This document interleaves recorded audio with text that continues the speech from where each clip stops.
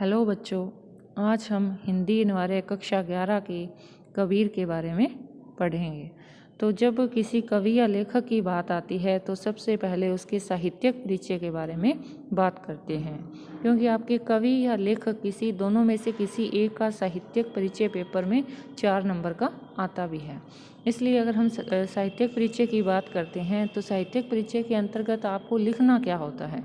तो जैसे मानो कि कवि है तो कवि कबीर लेते हैं, तो कबीर का जन्म, उनकी मृत्यु, उनका जन्म स्थान, मृत्यु स्थान, उनकी प्रमुख रचनाएं, अगर उन्होंने अपना किसी को गुरु माना है तो ये सब हमें क्या है साहित्यिक परिचय के अंतर्गत लिखना होता है।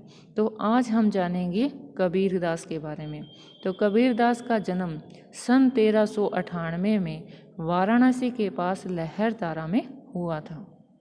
1398 सन वाराणसी के पास लहरतारा में हुआ था। इनकी प्रमुख रचना बीजक थी, जिसकी क्या है 3 आगे भाग है, साखी, शब्द और रमेणी।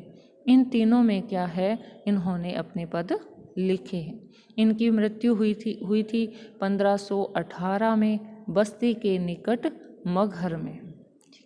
तो कबीरदास जी को है भक्ति काल की निर्गुण धारा के प्रतिनिधि कवि के रूप में जाना जाता है, क्योंकि इन्होंने जिनकी भक्ति की थी उनका कोई साकार रूप नहीं था। इन्होंने एक शक्ति को माना और उसकी भक्ति की थी। अगर हम कबीरदास जी की बात करते हैं तो कबीरदास जी को हजारी प्रसाद द्विवेदी ने वाणी का डिक्टेटर भी कहा है। किसने? हजारी प्रसाद द्विवेदी ने कबीरदास को वाणी का डिक्टेटर भी बोला है।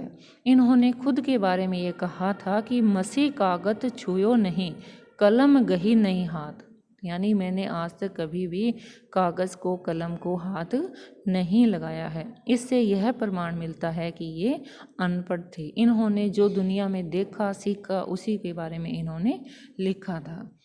इनकी रचनाओं पे क्या है नाथों, सिद्धों और सूफी संतों की बातों का गहरा प्रभाव था। वे कर्मकांड और वेद विचार के विरोधी थे तथा जाति भेद, वर्ण भेद और क्या है लोगों की आपसी प्रेम, सद्भाव और समानता का ये समर्थन करते थे। तो कबीरदास जी क्या है इन्होंने अपने आप को क्या है निर्गुण धारा का कवि माना, उन्हीं के बारे में इन्होंने लिखा था। तो अगर छोटे से स्वरूप में देखें तो इनका जन्म 1398 में वाराणसी में, इनकी मृत्यु 1518 में मगहर में, और इनकी रचना प्रमुख रचना है बीजक, जिसके 3 भाग है, साखी, शब्द और रमेणी। इन्होंने खुद के बारे में ही बताया है कि इन्होंने कभी कागज और कलम को छुआ भी नहीं है, और ये क्या है कर्मकांड और वेद विचार के विरोधी थे। और इन्होंने जितना भी सीखा या लिखा वो जो इन्होंने देखा वही लिखा था, यानी इन्होंने किसी भी जाति भेद को या वर्ण भेद को नहीं माना था, सबको समान रूप से स्वीकार किया था।